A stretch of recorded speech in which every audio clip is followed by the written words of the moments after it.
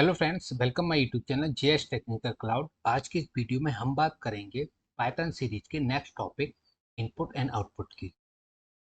इससे पहले फ्रेंड्स, हमने इस सीरीज के अंदर पिछले टॉपिक्स को डिस्कस कर लिया है, जहां पे हमने डिटेल में उसको समझाया है। तो प्लीज़ जाके आप उन वीडियो को देख सकते हैं। और फ्रेंड, इस वीडियो के अंदर हम देखेंगे जब हम पाइथन प्रोग्रामिंग के अंदर कोई प्रोग्राम बनाते हैं तो उसमें इनपुट एंड आउटपुट कैसे काम करता है और किस तरह से उसको हम यूज कर सकते हैं। तो इसके लिए फ्रेंड्स, हम चलते हैं अपनी जुपिटर नोटबुक पे, जहाँ पे हम समझेंगे इनपुट एंड आउटपुट प्रैक्टिकली। हम आ गए अपनी जुपिटर नोटबुक पे, जहाँ पे हम समझेंगे input and output practically. In Python, input and output refers to the way a program interact with the external environment such as users, file or other system to receive data as input और display send data as output। Python के अंदर input and output एक तरह से तरीका होता है जो किसी प्रोग्राम को इंटरेक्ट कराता है एक्सटर्नल एनवायरनमेंट से। जैसे कि अगर हमें यूजर से डेटा लेना हो, या फाइल से डेटा लेना हो, या अदर सिस्टम से अगर हमें डेटा रिसीव करना हो, तो हम उसके लिए इनपुट का यूज करते हैं। और अगर हमें डिस्प्ले या डेटा को सेंड कराना हो, तो उसके लिए हम आउटपुट का यूज करते हैं। ओके। तो फ्रेंड्स, ऐसे देख सकते हो, जब हम कोई प्रोग्राम बनाते हैं जिसमें हम कोई एक एकेडमिक डिटेल अगर एंटर करते हैं, तो उसके अंदर प्रोसेस करने के बाद एज आउटपुट में सेल्फ इंट्रोडक्शन आता है।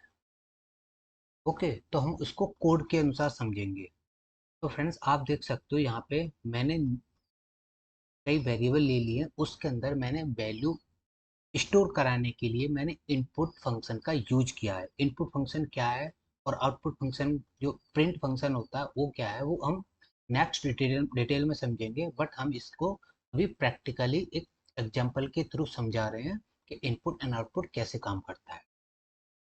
तो फ्रेंड्स, यहाँ पे हमने नेम नाम का एक वेरिएबल ले लिया जिसके अंदर कोई वैल्यू स्टोर कराएंगे। अब वैल्यू कैसे, इनपुट नाम का एक हमने फंक्शन लिया जिसके अंदर हमने एक प्रॉम्प्ट लिख दिया, और प्रॉम्प्ट की हेल्प से हम डेटा का टाइप पता करते हैं कि हमें क्या डेटा देना है।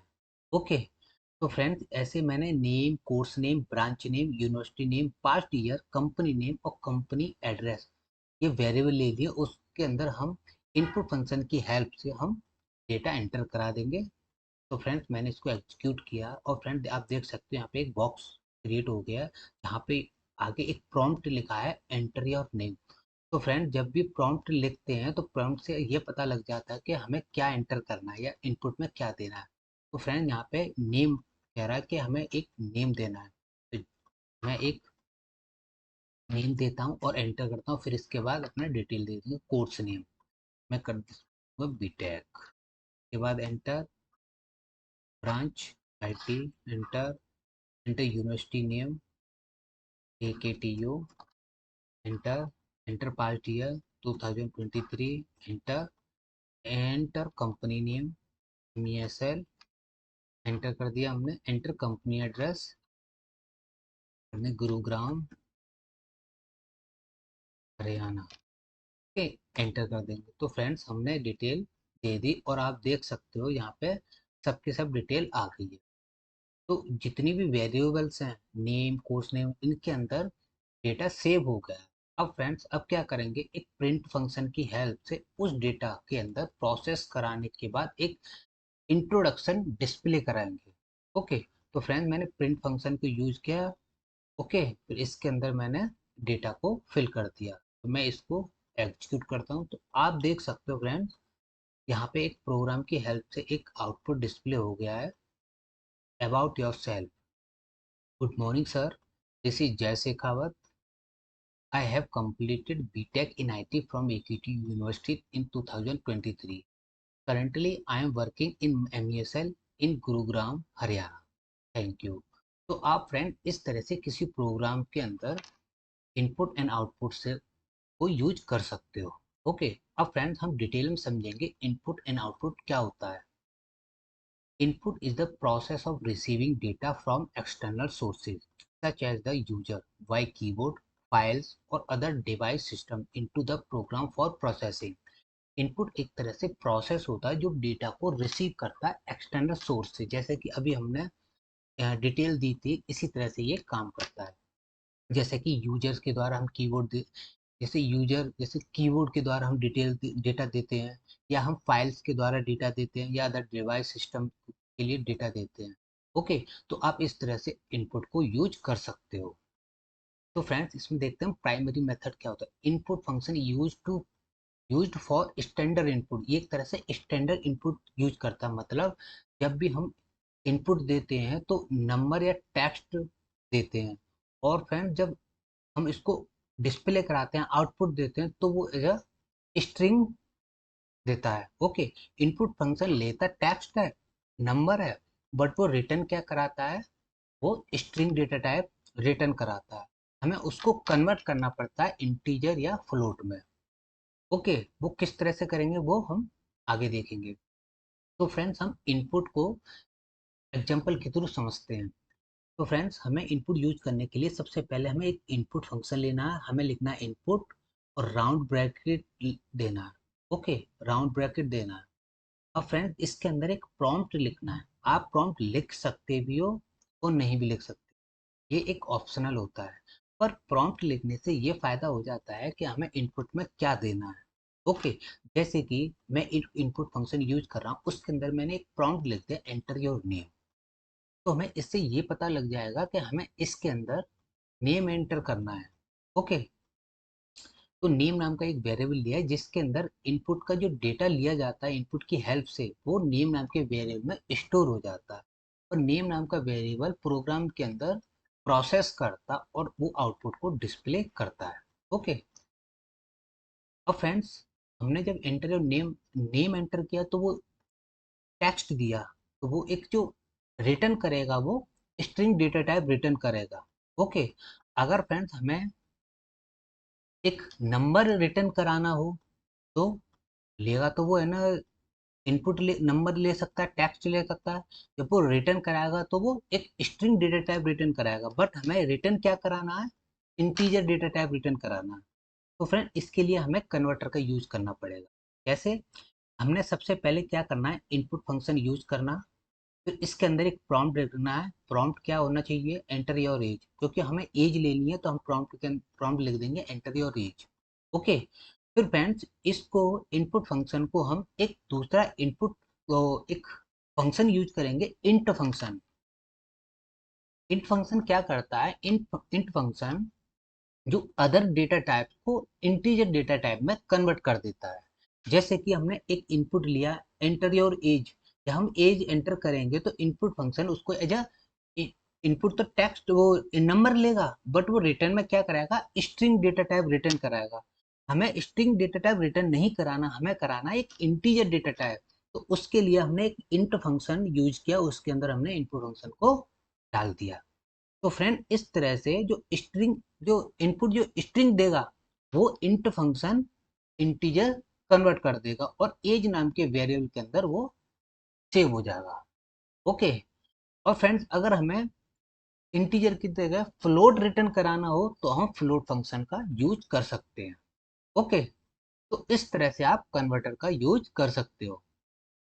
अब देखते हैं फ्रेंड्स, आउटपुट क्या होता है। Output is the process of displaying और sending data from the program to the console. Output एक तरह से प्रोसेस होता है जो डेटा को डिस्प्ले कराता है या सेंड कराता है प्रोग्राम से कंसोल को मतलब यूजर को, जहाँ पे यूजर को डेटा शो करता है।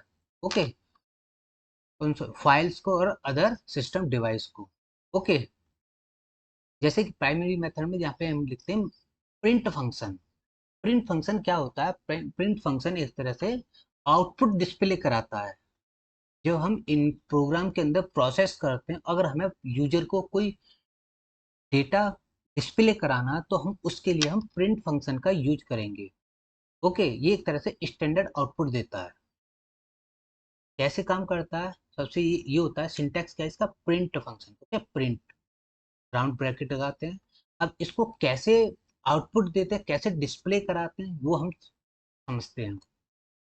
फ्रेंड, मैंने प्रिंट लिखा और राउंड ब्रैकेट के अंदर जो मैंने एक नेम नाम का वेरिएबल लिया था उसके अंदर इनपुट फंक्शन की हेल्प से डेटा को ले लिया था, इनपुट लिया था, तो उसको हम डिस्प्ले कराते हैं, तो प्रिंट करते हैं और नेम नाम का वेरिएबल इसमें एंटर कर देते हैं। ओके फ्रेंड, ध्यान रखना है डबल कोट और विदाउट डबल कोट में अंतर होता है। अगर हम नेम को डबल कोट के अंदर देंगे तो वो नेम ही एज इट इज प्रिंट हो जाएगा, उसकी वैल्यू प्रिंट नहीं होगी।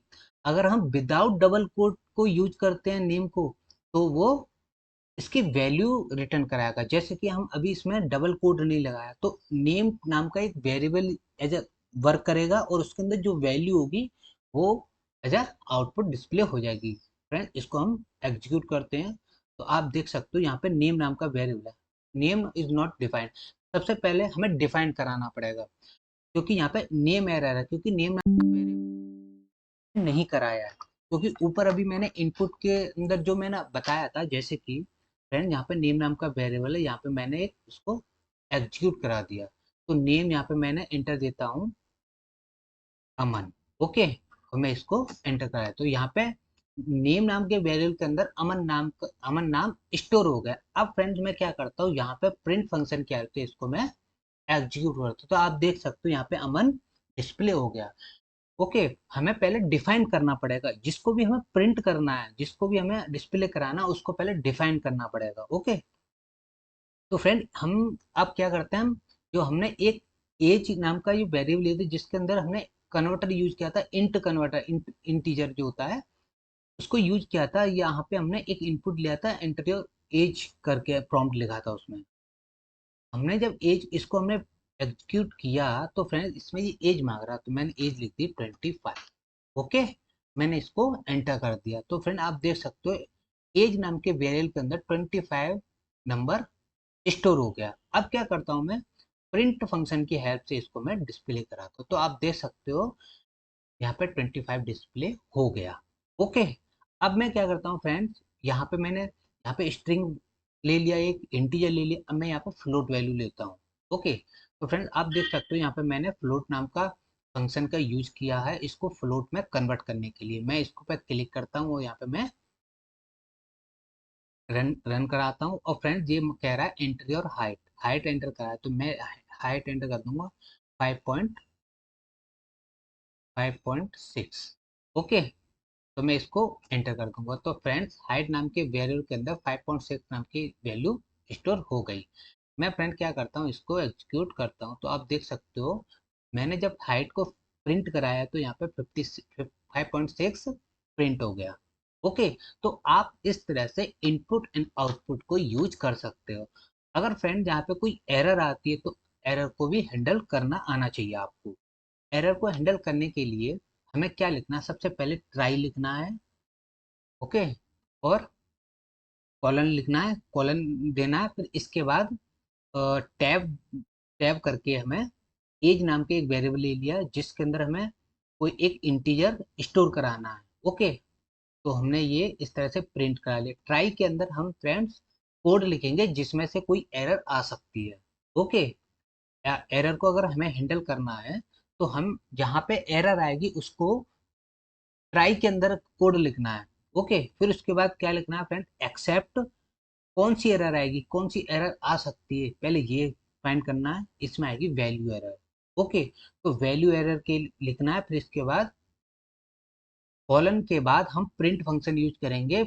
हमें अगर वैल्यू एरर आती है तो वैल्यू एरर को एक्सेप्ट करे, उसको इग्नोर करे, और उसके आगे एक प्रॉम्प्ट लिख दे, एक आउटपुट में डिस्प्ले करा दे जो एरर के बारे में बता दे कि एरर में क्या एरर आ रही है। ठीक है, कोड के अंदर क्या एरर आ रही है, जैसे कि इसमें है ना इंटीजर लिया था हमने एज नाम का वेरिएबल के अंदर, इसमें लिख दिया था आपकी एज क्या है, तो इसने एज पूछा। ओके, हमने यहाँ पे प्रिंट करा लिया आप साल के हो, आप एज साल के हो, बढ़िया। ओके, अगर यहाँ पे स्टोर हो गया तो यहाँ पे ठीक है, एज नाम के वेरिएबल के अंदर कोई वैल्यू स्टोर होगी तो ठीक है, अगर वैल्यू एरर आती है तो ये लिख लिख के आ जाएगा। ओके, हम फ्रेंड इसको एग्जीक्यूट करते हैं, तो फ्रेंड आप देख सकते हो आपकी एज क्या है, सबसे पहले एज पूछा इसने। ओके, अगर मैं यहाँ पे देख ना कैसे एरर है ना हैंडल होती है। एज क्या, उसने एज पूछा है, मैं क्या करूंगा, मैं एक टेक्स्ट लिख दूंगा। ओके, मैं लिख देता हूँ जे। ओके, मैंने यहाँ पे एंटर कर दिया। तो उसने क्या बोला है, इसने उसने एरर जो थी, वैल्यू एरर आ रही थी, वो उसने हैंडल कर ली। उसकी जगह उसने प्रिंट कर दिया, अरे भाई सिर्फ एज डालो, नाम नहीं। ओके, यहाँ पे क्या लिख के आ गया, अरे भाई सिर्फ एज डालो, नाम नहीं। तो फ्रेंड्स मैं क्या करूंगा, इसको फिर से इसको एग्जीक्यूट करूंगा। तो यहाँ पे अब मैं क्या करूंगा, एज डालूंगा 25। तो यहाँ पे कोई भी एरर नहीं आएगी। यहाँ पे क्या आ गई, आप 25 साल के हो। ओके, बढ़िया। तो इस तरह से आप एरर को हैंडल कर सकते हो। तो फ्रेंड मैंने एक बात बताई थी आपको कि सिंगल डबल कोट और विदाउट डबल कोट अगर प्रिंट फंक्शन के अंदर देते हो तो यहाँ पे अंतर होता है। जैसे कि अगर मैं डबल कोट के अंदर कोई टेक्स्ट लिखता हूँ तो वो text as it is display हो जाएगा। ओके, अगर मैं without without double quote use करता हूँ किसी टेक्स्ट को, तो दो बात हो सकती है। पहली कि वहां पे एरर आएगी, अगर आपने उस वैल्यू को डिफाइन नहीं किया तो वहां पे आ जाएगी। जो आप ऐड करोगे जिसके अंदर, जैसे अभी हमने नेम नाम का वेरिएबल लिया था, उसको हमने प्रिंट कराया तो बट हमने उसको डिफाइन नहीं किया, तो वहां पे एरर आई थी। तो इसी तरह से आप यहाँ पे एरर आ सकती है, बट अभी एरर नहीं आई क्योंकि हमने इसको डबल कोड के अंदर लिखा। तो हम जब इसको डिस्प्ले कराएंगे, रन करेंगे, तो यहाँ पे डिस्प्ले हो जाएगा subscribe my channel GS technical cloud. तो फ्रेंड्स आप यहाँ पे देख सकते हैं, तो यहाँ पे लिख के आएगा subscribe my channel GS technical cloud. तो फ्रेंड्स अगर आप इसके विदाउट कोड का यूज करते हो, विदाउट कोड, जैसे कि मैं यहाँ पे इसको कर दे रहा हूँ और यहाँ पे मैं इसको कोड को हटा दे रहा हूँ। ओके, जब मैं इस पे क्लिक करके एग्जीक्यूट करूंगा तो आप देख सकते हैं सिंटैक्स एरर। यहाँ पे सिंटैक्स एरर मतलब invalid syntax. Okay, you forgot comma, यहाँ पे कॉमा फॉरगेट कर दिया आपने। ठीक है, या कह सकते हो आप यहाँ पे जब तक डबल कोट नहीं लिखोगे, डबल कोट के अंदर इसको नहीं लिखोगे, तब तक यहाँ पे ये error, syntax error, value error आती रहेगी। ओके, तो फ्रेंड इस तरह से आप इसको यूज कर सकते हो। और फ्रेंड दो बात और है। पहली बात क्या है, सेपरेशन लगाना। ये क्या होता है, जब हम प्रिंट फंक्शन के अंदर दो वैल्यू देते हैं, दो या दो से ज्यादा वैल्यू देते हैं।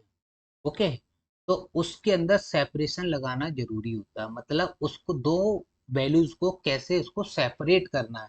जैसे कि यहाँ पे क्या है, कॉमा, कॉमा से सेपरेट करना है एक इसको, और इसको किससे सेपरेट करना है, कॉमा से। और एंड में क्या लिखना है, एंड पे अगर आपको लिखना है तो आप लिखोगे एंड इक्वल, और डबल कोट के अंदर एंड के अंदर जो भी दोगे टेक्स्ट के एंड के में जो भी दोगे वो यहाँ पे ऐड कर दोगे। जैसे कि मैंने एक्सप्रेशन मार्क यहाँ पे लगा दिया, यहाँ पे कॉमा लगा दिया। अब मैं कॉमा की जगह डैश डैश कर देता हूँ। तो फ्रेंड जब मैं इसको एग्जीक्यूट करूंगा तो आप देख सकते हो यहाँ पे क्या आ गया, सब्सक्राइब माई चैनल, यहाँ तक आ लिखा।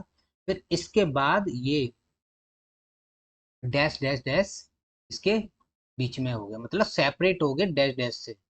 दोनों वैल्यूज क्या हो गई, सेपरेट हो गई।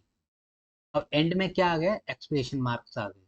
ओके, तो आप इस तरह से सेपरेशन और एंड मेथड को यूज कर सकते हो। नेक्स्ट क्या है, फाइल इनपुट आउटपुट। अगर फ्रेंड्स यूजर से तो आप कीबोर्ड की हेल्प से आप डेटा दे देते हो, अगर हम फाइल से डेटा देना हो तो वो कैसे यूज करते हैं। तो फ्रेंड इसके लिए हम लिखते हैं विद, फिर एक ओपन फंक्शन होता है, ओपन फंक्शन को यूज करते हैं। उसके अंदर फ्रेंड्स हम एक टेक्स्ट फाइल देते हैं।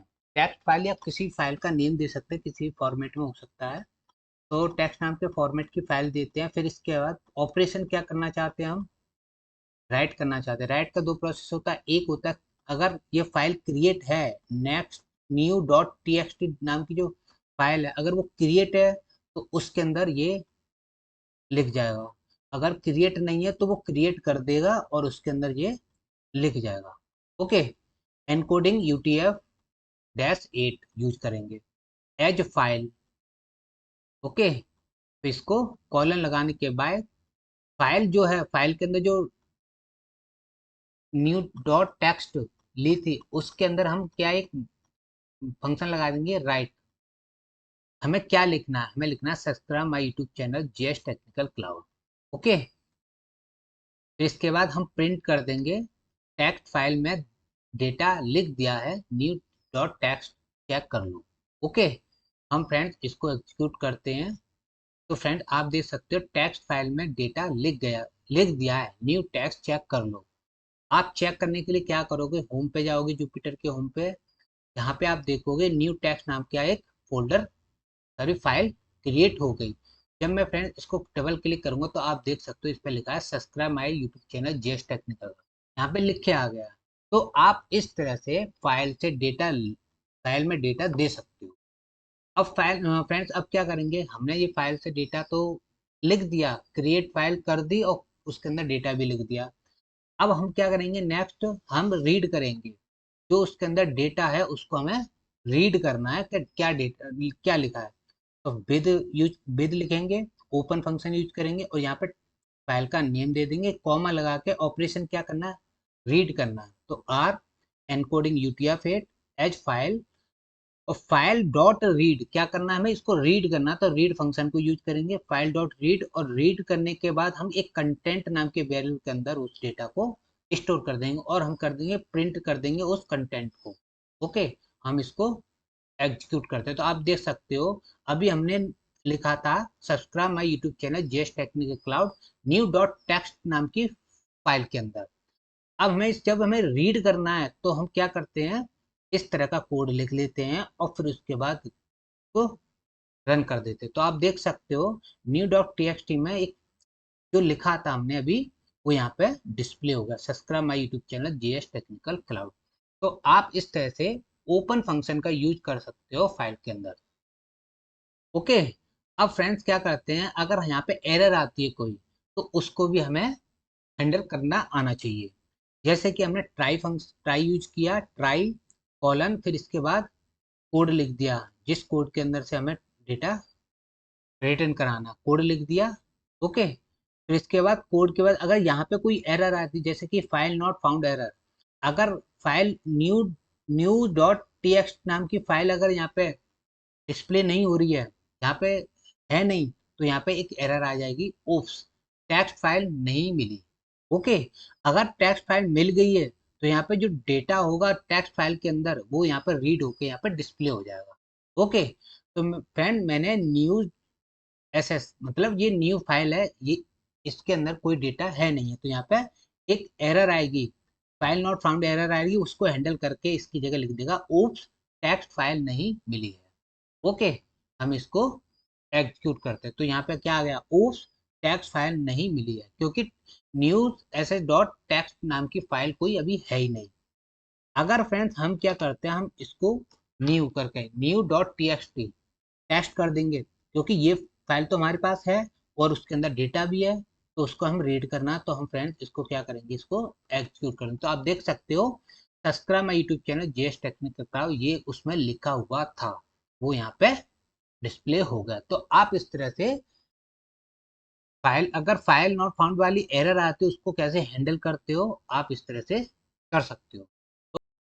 तो फ्रेंड्स आई होप आपको वीडियो अच्छी लगी होगी। अगर आपको वीडियो अच्छी लगी है तो प्लीज़ मेरे चैनल को सब्सक्राइब कर दीजिए और प्रेस कर दीजिए बेल आइकन, जिससे न्यू इनकमिंग वीडियोस आपको मिल सकें।